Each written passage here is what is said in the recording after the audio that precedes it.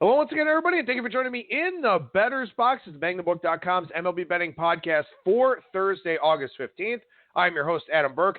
This and every edition of the Bettor's Box presented by our friends over at DSI Sportsbook. BTB and the number 200 is that promo code. 100% deposit match bonus for the Sportsbook, 100% deposit match bonus for the live casino at BetDSI. It's only a game until you bet it. Well, we have been doing the Monday-Thursday format here with the Bettor's Box, but with the return of our daily shows beginning on Monday, the Bettor's Box will only be on Mondays over the next few weeks before we get into the NFL regular season. After that, it'll be a lot of football on Bang the Book Radio. I'll chat about baseball as I can on the shows, but going forward here, Bettor's Box on Mondays before Kyle Hunter on the 18th, the 25th, then also September 1st. After that, we'll be taking a look at the NFL and all the things going on with that on Mondays. So the Bettor's Box will be winding down here a little bit. No more Thursday shows, just on Mondays before Kyle Hunter until we get into the NFL regular season. So hopefully you've learned some things here on the Bettor's Box over the summertime. Wish the picks in the article had been doing a little bit better, obviously, but lots of thoughts here on the Bettor's Box week in and week out. Hopefully you've enjoyed the shows as I've been doing them. Not going away just yet, but going to be scaling it back here a little bit without the Thursday shows. So this is your last Thursday edition of the Bettor's Box. So again, the full shows of Bang the Book Radio starting again here on Monday. Bettor's Box and Kyle Hunter on Monday. Brian Blessing, Rolf Michaels on Tuesday. On Wednesdays, we'll have Brian Leonard back. Thursdays, we'll have Brad Powers back. Fridays, we'll be doing some different types of things. We'll do some UFC with Christian Pino. We'll do the segment with Brent from DSI Sportsbook, the Odds Report. Then once we get into the NFL season, we'll be doing our Super Contest segment as well. We're in the Circa Million this year. At least we're going to be in the near future here. Then also the Golden Nugget Ultimate Football Challenge. So very, very busy times right now at BangTheBook.com on Bang the Book Radio. Tons and tons of stuff going on. I'm going to be updating my college football power ratings here within probably the next week or so. Obviously, we've got games coming up here on August 24th. I've got a preview up for the Florida and Miami game. We'll be writing a preview probably tomorrow for Arizona and Hawaii, so you can check that out over at the website. Week 0 opening line report will go up on Monday. Week 1 opening line report probably late next week. So again, very, very busy time of year. Make sure you catch up on everything that you may have missed over at BangTheBook.com. Danny Vorgs' division-by-division NFL season win total write-ups, where he's got his model spreads, 58% on all picks, sides, and totals for Danny over the last 2 years over at the website. So that's fantastic to check out. NFL preseason game previews going up, about 2 or 3 of those a week from me. Also some more from one of our affiliate partners in Charles J. So you can check those out. NASCAR, WNBA, soccer, tennis. Hell, we got everything going on over at BangTheBook.com right now. A great golf preview for this weekend's event from James Mazzola. One more event next week, the Tour Championship. He'll preview that one for us as well. Then the President's Cup, then a little bit of a break from the golf side of things. But still very, very busy. Plenty of content going up on the daily over at BangTheBook.com. I mentioned the Super Contest. I mentioned the Circa Million, which we're going to get in for its inaugural season. Also the Golden Nugget Ultimate Football Challenge. If you want to get into any of those football contests out in Las Vegas, Vegas Matty over at footballcontest.com should be your proxy for that. He's been our proxy for the last several years. Very reliable, does a fantastic job. Matt and Tony do such great work there with footballcontest.com. Check them out if you want to get involved in those contests and you do not live in the state of Nevada or do not have access to the Westgate app for putting in your Super Contest picks. You have to use a proxy. So Vegas Matty and Tony over at footballcontest.com are your preferred choice for those upcoming football contests out in Las Vegas. Super Contest weekend coming up. That's a week from Saturday. All the handicappers will be down there at the Superbook. Lots of stuff going on. Of course, checking out the Circa Million. You can sign up for that at the D or at the Golden Gate Casino.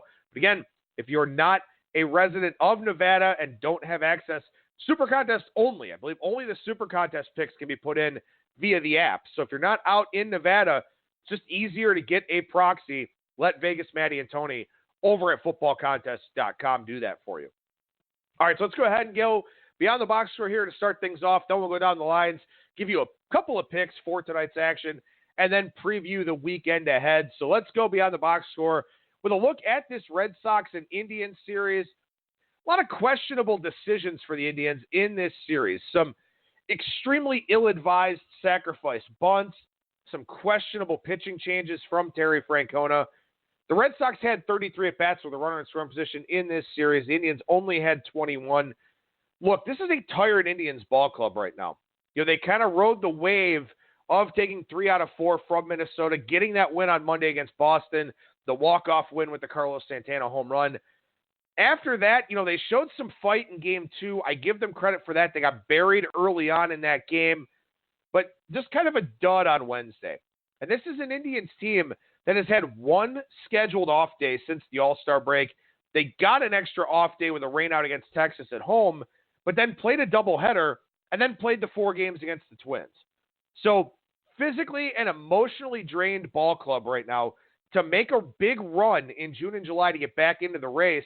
And then now here in August, playing teams like the Angels, the Astros, the Rangers, the Twins, the Red Sox. Now they take on the Yankees and the Mets, where they're going to stay in the same hotel, playing in the Bronx and in Queens. 7 games over the next 8 days. They do have Monday off, but a very unique situation. In Major League Baseball, you spend 3 or 4 days in a city and you move on. For the Indians here, 8 days in a row, really 9 days in a row, in the same hotel there in New York. So that's a real big challenge, a real different kind of setup for them here this week, playing against the Yankees and the Mets. So this is an Indians team I'd be very worried about here over the next 7 games. They're gassed a little bit. They need a chance to catch their collective breaths. When they get back home after this set of series in New York, they play the Royals. So maybe that's a spot for them to catch a little bit of a breather, give some guys some days off, stuff like that. But keep a very, very close eye on the Indians here over the next week. As far as the Red Sox go, they're still going to hit. Pitching is still a question mark overall. They're not a playoff team. They're not going to make the postseason this year. So obviously they're a little bit of a tough team to gauge right now because they just don't have the same level of incentive that they usually do. But what I really want to look at here is the Indians and just how emotionally and physically drained this team is. They've got 8 or 9 relievers in the bullpen at any given time, and yet they still wind up having a tired bullpen. So, we'll see how they do here at Yankee Stadium in a series I'll talk about a little bit later on in the show. Speaking of the AL Central, the Minnesota Twins split their series with the Milwaukee Brewers as the teams traded bullpen disasters in the 2 interleague games here. Ryan Harper and then Josh Hader on Tuesday. So Twins blow a lead. Hader gives it right back to him. Twins win that game. Then on Wednesday, Sergio Romo, he blows the save. Brewers pick up that win with a 3-run shot in the 8th inning. Look, the Brewers had a lot of chances with a runner in scoring position early on in that game yesterday. Couldn't get the big hits. Instead, the Twins were busy hitting solo home runs off of Gio Gonzalez. The Twins are kind of in a similar boat to the Indians in that they've played a lot of close, emotional games. They've felt that pressure of the Indians catching up to them in the division, then eventually passing them on Monday for sole possession of first place by a half a game. Now the Twins back in first place by a half game. But still, the Twins are not accustomed to being in this position. And really, ironically enough, neither are the Indians. Because the Indians have really dominated this division over the last 3 years to the point where they haven't had to play meaningful baseball in the month of August. The Twins playing meaningful baseball in August now for the first time in a while as well. So kind of watch them a little bit here too. They do have a much easier assignment. They go down to Texas and take on the Rangers, who are not playing very good baseball right now. So an easier spot for the Twins. But again, both the Indians and the Twins playing a lot of important games here of late. Maybe we get some letdowns from both of those teams here in the near future. The Nationals swept the Reds. Trevor Bauer blasted in Game 3 of that series. Wish I had stuck with my fade of Bauer. I guess I got scared off by his performance against the Cubs in his previous start. Gave up 9 runs in 4 1/3. Only struck out 4. The Nationals here in this series, 14 for 23 with a runner in scoring position. They were 10 for 14 in the finale yesterday as they banged out 17 runs. The Nationals bullpen did make game one interesting. They had a big lead, kind of gave it back, hung on for the victory. A couple of nice wins on Tuesday and Wednesday. The Nationals look strong again. Juan Soto is okay. Everything came back fine with the reviews of his leg injury. Asdrubal Cabrera swinging a good stick since they picked him up with a 980 OPS and a limited sample size. Nationals look good, and the Reds really don't. The bullpen has gotten a lot better, or the rotation, has gotten a lot better under Wes Johnson. They have the 29th ranked FIP in terms of bullpens in the second half. They've also had some issues in the ERA department with their bullpen as well, so that's been a problem. And the starting staff, look, while they've been better, there are a lot of guys in that starting staff that do have substantial platoon splits where they're pretty good against righties and really struggle against lefties. They're a limited team right now. I mentioned that they were the highest team in second half batting average on balls in play, so the offense could probably regress a little bit as well. The Reds are in a tough spot right now, back to 7 games under 500, and I'm just not sure they'll get over the hump the rest of the way. But again, the Nationals, looking very, very strong here in this series. The Braves took the first 2 from the New York Mets, and my Braves' second half adjusted season win total bet looking very strong right now. Dallas Keuchel getting through 6 yesterday, figuring out the third time through the order penalty, a big deal for them because once again, this Atlanta bullpen, even though they've won 2 games here so far in this 3-game set, Shane Green gives up runs. Chris Martin, Mark Melanson giving up runs. Green with a decent inning in last night's game, but again, struggling in game 1. This bullpen is still a mess. They just can't get guys comfortable out there. Maybe they have to start putting Green and Melanson in some lower leverage situations, elevating guys like Newcomb back up into some higher leverage roles. Luke Jackson, same thing for him. They're trying to figure this whole thing out. Brian Snitker's trying to put it all together. But fortunately for the Braves, they've won the first 2 games here in this series. And as you look at this one for the Mets, I think the Mets have had their fun. I think they got back into the race. I think you commend them for that.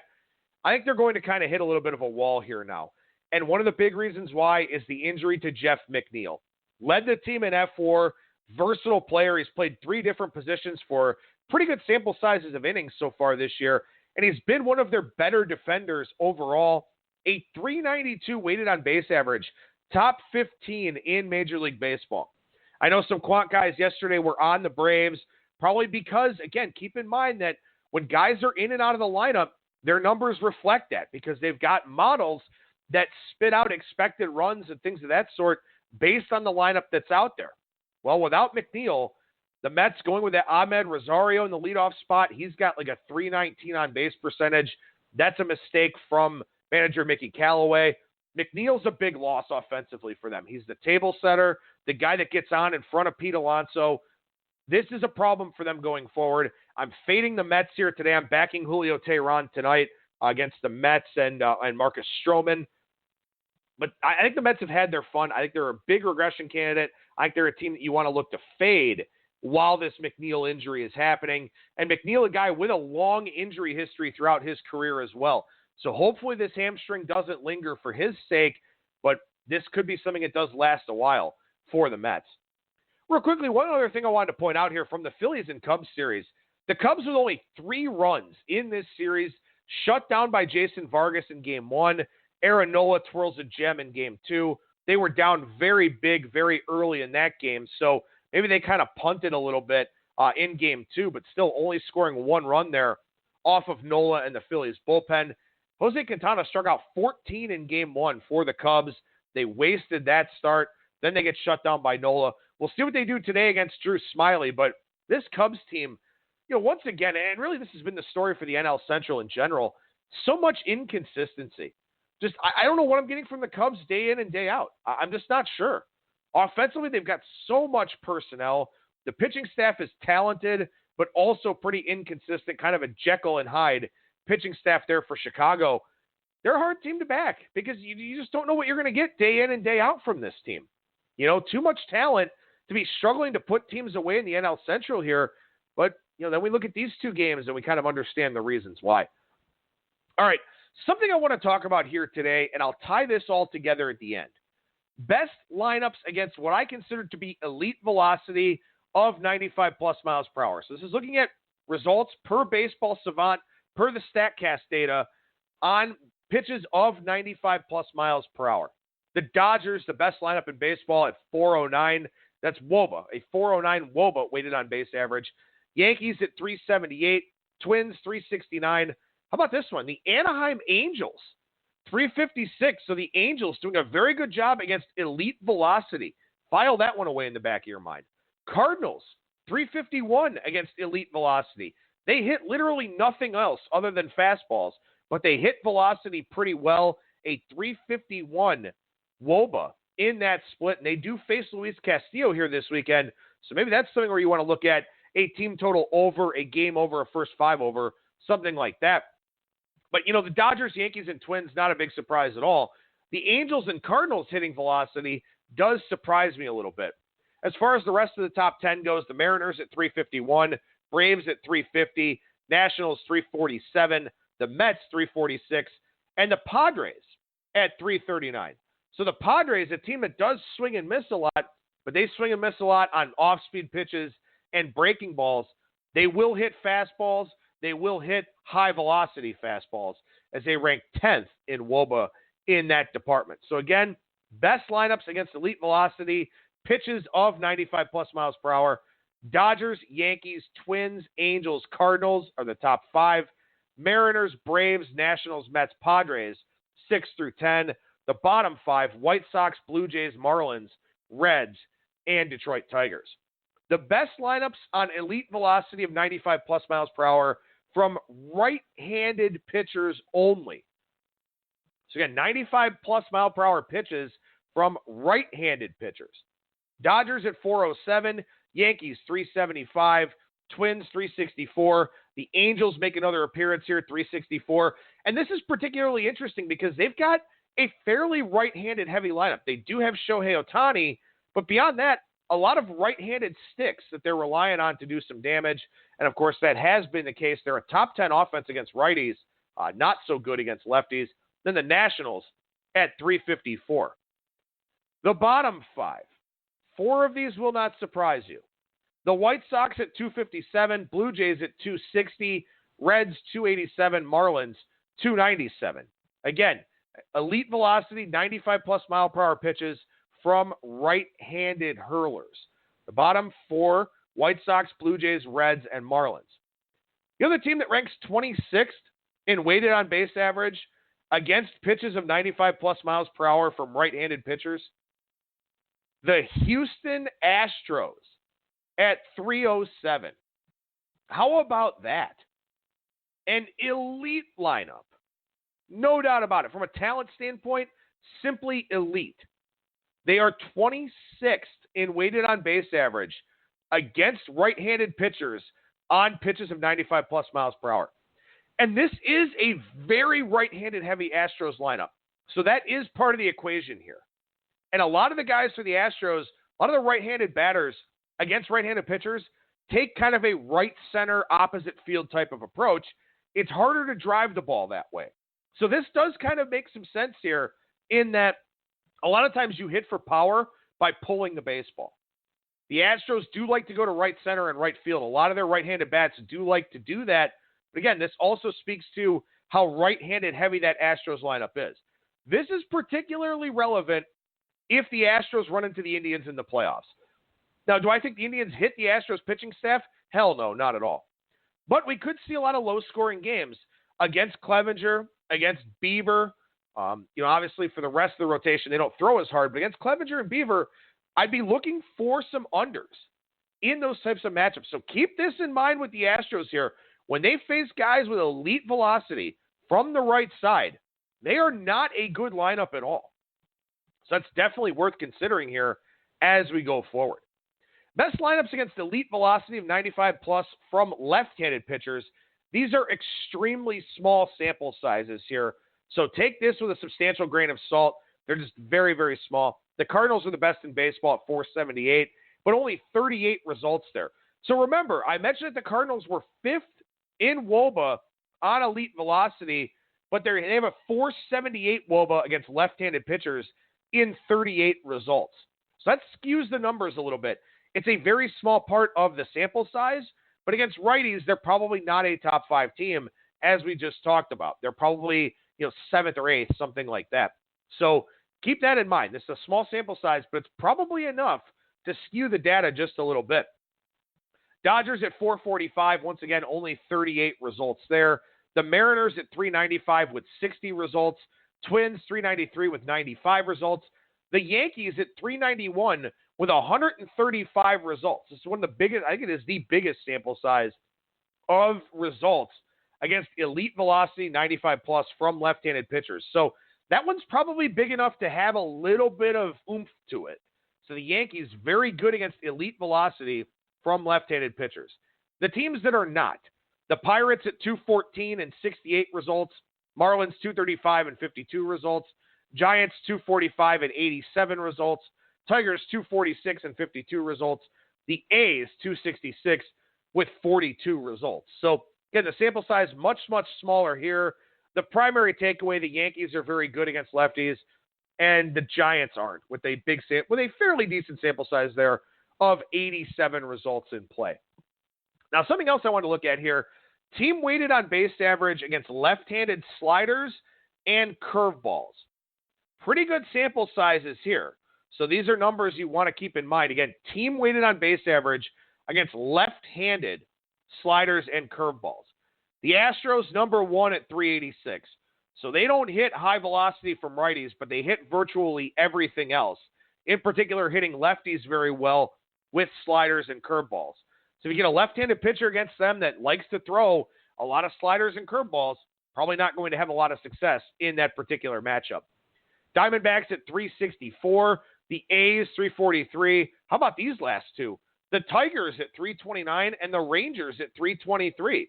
So the Tigers and the Rangers faring pretty well against left-handed breaking stuff with those sliders and curveballs. The bottom 5 here, again, these are pretty decent sample sizes overall. The Reds at 235, Royals 237, Giants 244, Mets 248. And how about this one? The Chicago Cubs at 249. So the Cubs not hitting lefties well this season in terms of sliders and curveballs.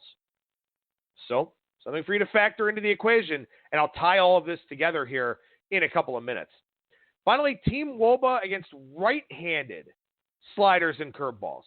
Red Sox 337, Yankees 314, Astros 310, Dodgers 306, Indians 305. The bottom 5 here, again, these are very big sample sizes. Padres 249, Royals 249, Mariners 251, A's 256, Reds 256. So the A's don't hit sliders and curveballs well from right-handed pitchers. This makes sense. They're a very right-handed heavy lineup. Padres, right-handed heavy lineup. Royals, their best hitters are right-handed. Mariners, right-handed heavy lineup to a degree. A lot of their best hitters are right-handed. So what I think all of this means to me is that this may be my strategy next year. Instead of digging deep into the sabermetrics, instead of looking at things from a regression analysis standpoint, I may just look deeper into the matchups based on pitch types, play a lot of first 5s. Regression analysis, it's too finicky. And, I was talking to my wife last night about the tough baseball season that I've had. And look, I'm picking at about a 50% clip, which isn't very good, especially when you're playing a lot of favorites, which is why I'm down such a decent amount for the season. But she asked me why. What's not working? What's not playing out the way that I would expect it to? And as I started thinking about it and talking through it with her, look, when you talk about regression analysis, right? A guy's got a 3.30 ERA and a 5.10 FIP, okay? In line for negative regression. You know it, I know it, the betting market knows it. But keep in mind that when you talk about negative regression, 3 earned runs over 6 innings is a 4.50 ERA. Is that a bad start? It's not great, but it's not bad. It's called a quality start for a reason, right? Well, that's going to be negative regression. With a 3.30 ERA and a 5.10 FIP, any game line with an ERA over 3.30 is negative regression. So, in that respect, maybe I'm barking up the wrong tree. A lot of these things used to work, and maybe some of these things are priced into the line. Maybe some of these things are just taken out, excuse me, by the overnight line movements that are there. But I think it's just too finicky. I think the expectation of regression is fine, but the degree of regression is completely unknown. So this year, because things haven't worked out the way that they used to, I've had to challenge myself into looking at things a little bit differently. And it's too late in the season for me to do it now with football season coming up, with all the planning that goes into that and all the additional work that goes into that. It's too hard for me to pull a complete 180 now. But I think this will be a thing next year. I think I will look a lot more into matchups based on pitch type and success on particular pitch types based on pitcher handedness. Because, I just think that regression analysis, the degrees of regression are too hard to pinpoint. So all of this stuff, Team WOBA against right-handed sliders and curveballs, Team WOBA against high velocity, all the numbers I just gave you, I think that's my plan for next year. And it will require some more infrastructure. It will require, doing some more research, maybe putting together some more spreadsheets, stuff like that. But I think that this is going to be a better plan of attack. Look to back lineups when they're going up against their strengths, or look to back pitchers when they're going up against lineups that don't succeed in certain types of ways. Because all this data is out there. I would like to think that smart organizations, and the majority of them are smart now when it comes to analyzing the numbers. I would think that smart organizations are going to look at these types of splits and tell their pitchers, hey, look, you're facing the Padres. You're right-handed. Typically, you're a 50% fastball guy. We want you to be a 40% fastball guy or a 35% fastball guy in this start. Attack them with sliders and curveballs. And that should be the plan of attack. That should be what teams do. So maybe that's the trick here. Maybe it's to think like you're doing a scouting report. Maybe it's to put yourself in the mind of that team, of that pitching coach, of that battery, of how we're going to attack these hitters. If you're facing the Astros and you throw 97, throw fastballs, man. Pump fastballs at that lineup. Maybe that's the way to have success when it comes to betting baseball. So I think that maybe I need to take more of a cerebral approach in terms of looking specifically at the matchup, at the personnel, and trying to figure out how these pitchers are going to attack these teams. Because I think that's exactly what they're looking at. And I think that's the way that I need to look at things as well. So this will be a learning curve for me next year. But this is what I'm going to look at on a game-by-game basis. Regression analysis helps. The expectation of regression is a good starting point. But I need to piggyback that. I need to add more data to it. I need to do a little bit more. And again, looking at it from a matchup standpoint is going to be my plan of attack going forward next year. So as I mentioned in my picks and tips piece today, I gave a lot of consideration yesterday to shutting down the article. We're digging a deep hole. It's not good for me. It's not good for the site. And it's obviously not good for my readers either. I'd like to incorporate some more of this stuff. I will be looking more at these notes, running some more baseball savant queries as time permits. But again, with baseball season coming up, it's hard to make this complete 180-degree change. So what I'll probably end up doing is look at these teams that are really good at this, look at these teams that are really bad at this, based on the matchup that's coming up, and just have lists, have spreadsheets, have things that are out there that I can access very, very quickly. Maybe I could find someone to help me scrape this and do it from an automated standpoint. But I think that's the plan going forward, is to do more of a matchup analysis MLB handicap. Looking at strengths, looking at weaknesses, and expecting these teams that should be smart enough to interpret the data to do what needs to be done, and then hope that the pitchers execute properly. So it's going to be a complete change for me. It's going to be something completely brand new. I think it's still going to give me an edge out there in the market because I don't think a lot of people are going to be doing it in this manner. But that's my plan for next year, and I'm going to try to incorporate some more of this the rest of the way. But this is kind of an epiphany. This is kind of a come to Joe Boo or come to Baseball Jesus moment here where I need to change. And that's what I'm going to look to do here for the rest of this season and the upcoming season as well. All right, so down the line, let's take a look at some line movements that have happened dating back to Tuesday here. We saw some Joe Ross money hit the board for the Nationals in their matchup against the Reds. Joe Ross getting a little bit of a bump now out there in the baseball community, throwing his curveball more. He's had good success, good results with it as the Nationals have made that usage change. Jeff Zimmerman tweeted about it. Others have tweeted about it. See a Fangraphs bump sometimes from that. It was after Ross's start. We'll see if he takes some money here in his next start, which I believe comes on Sunday, if not Monday. Saw some Marlins money on Jordan Yamamoto against Dustin May. That wound up being a loser there in that one.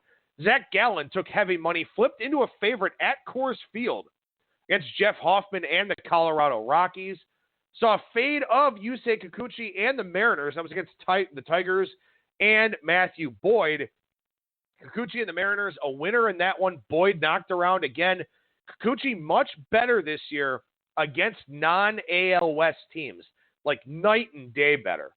A huge difference there. So that was something that's kind of stood out to me a little bit. Didn't do the article on Tuesday, but maybe that would have been a play that I would have had going against Matt Boyd there with Yusei Kikuchi. But in any event, keep that in mind for Kikuchi's starts against non-division teams the rest of the way. Heavy Jack Flaherty money hit the board for the Cardinals against the Royals and Glenn Sparkman. Not a big surprise there. Heavy Astros money on Zach Greinke against the Chicago White Sox. That one, once again, not a big surprise. Wednesday, we saw some heavy Robbie Ray money against Kyle Freeland, a fade of Freeland at Coors Field. Diamondbacks bullpen winds up blowing that one for everybody that was on the Arizona side. Saw some Steven Strasburg money last night against Trevor Bauer. That was clearly the correct side as the Nationals rolled to a 17-7 victory. Clayton Kershaw money drove him up into a $3 favorite roll against the Marlins and Eliezer Hernandez yesterday. Not a big surprise there in that one. Again, seeing these big favorites take money very, very often here. Again, big favorites, very profitable in Major League Baseball over the last several years. Saw some Sean Reed Foley money for the Blue Jays against Colby Allard and the Rangers. That one did not work out as the Rangers came away with the victory in that one. Wade Miley pumped up into more than a $3 favorite for the Astros against Ross Detweiler and the White Sox. That was one rare instance where a big favorite lost as the White Sox came away with that victory there in the plus 260-ish range.